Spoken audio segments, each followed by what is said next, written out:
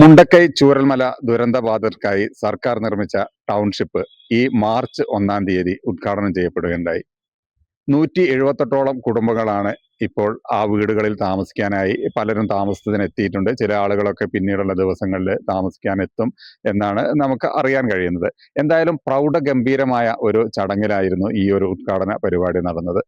അത്രയ്ക്കേറെ ജനങ്ങൾ ഇവിടെ എത്തിയിരുന്നു. കാരണം അത്രയും വലിയ ഒരു ദുരന്തത്തിൽ നിന്നും ആളുകൾ കരകയറുന്നത് കാണാൻ തന്നെ വിവിധ ജില്ലകളിൽ നിന്നൊക്കെ ആളുകൾ ഇവിടെ എത്തിയിരുന്നു. എന്തായാലും ഈ ഉദ്ഘാടനം വലിയ രീതിയിൽ നടന്നെങ്കിലും തുടർന്ന് ആ ഉദ്ഘാടനവുമായി ബന്ധപ്പെട്ട് വലിയ ഒരു വിവാദം പൊട്ടിപ്പുറപ്പെട്ടിരിക്കുകയാണ്. ഈ ദുരന്ത ബാധിതർ താമസിച്ച അല്ലെങ്കിൽ ആ ഭാഗത്തുള്ള അല്ലെങ്കിൽ അവിടെ ചാർജുള്ള ആ MLA അവിടെ പ്രസംഗിക്കുന്ന സമയത്ത് കൂകി വിളിക്കുന്ന ഒരവസ്ഥയുണ്ടായി. പ്രസംഗം തുടങ്ങി അവസാനം വരെ ഈ കൂകി വിളി തുടർന്നുകൊണ്ടിരുന്നു. ഇതൊരു ആസൂത്രിതമാണോ എന്നൊക്കെ പലരും സംശയിക്കപ്പെടുന്നുണ്ടെങ്കിലും എന്താണ് അതിന്റെ സത്യാവസ്ഥ എന്ന് നമുക്കറിയില്ല. എന്തായാലും ഈ വിഷയവുമായി ബന്ധപ്പെട്ട് നമ്മളോടൊപ്പം സംസാരിക്കുന്നത് BJPയുടെ ജില്ലാ പ്രസിഡന്റ് ശ്രീ പ്രശാന്ത് മലവയലാണ്. അദ്ദേഹം നമ്മോടൊപ്പം ഉണ്ട്. നമുക്ക് അദ്ദേഹത്തോട് ചോദിക്കാം, ഇത്തരത്തിലൊരു വിവാദം ഇവിടെ നടക്കുമ്പോൾ എന്താണ് താങ്കൾക്ക് പറയാനുള്ളത്? അല്ല, വിവാദം നല്ലൊരു അന്തരീക്ഷമായിരുന്നു. സ്വാഭാവികമായിട്ടും വയനാട്ടിലെ ജനങ്ങളും കേരളത്തിലെ ജനങ്ങളും ഉറ്റുനോക്കിയതായിരുന്നു ഒരു സുരക്ഷിതമായ ഷെൽട്ടറിലേക്ക് ഈ പാവങ്ങൾ മാറുക എന്നുള്ളത്.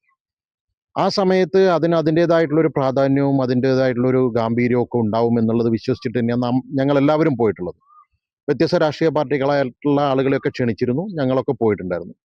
പക്ഷേ വളരെ എന്താ പറയുക, ഒരു എതിർ രാഷ്ട്രീയ പാർട്ടിയുടെ നേതാക്കളെയും അവരുടെ പ്രതിനിധികളെയൊക്കെ വളരെ മോശമായിട്ടുള്ള ഒരു അവസ്ഥാവിശേഷത്തിലാണ് നമുക്കവിടെ കാണാൻ വേണ്ടി സാധിച്ചത്. MLA കൂക്കി വിളിക്കുക എന്നൊക്കെ പറഞ്ഞാൽ അതൊന്നും ഒരിക്കലും അംഗീകരിച്ചു കൊടുക്കാൻ സാധിക്കില്ല. കാരണം MLA ജനപ്രതിനിധിയാണ്, ആ നാട്ടിലെ ജനപ്രതിനിധിയാണ്. അദ്ദേഹത്തിന് സ്വാഭാവികമായിട്ടും അദ്ദേഹത്തിനും കൂടി അവകാശപ്പെട്ടതാണ് ആ വേദിയും ആ ജനങ്ങളും ആ നാടും ഒക്കെ അദ്ദേഹത്തിന് അവകാശപ്പെട്ടത്. അതുപോലെ തന്നെ പാർട്ടി എന്നൊക്കെ പറയുന്നത് ജയിക്കുന്നത് വരെയാണ്.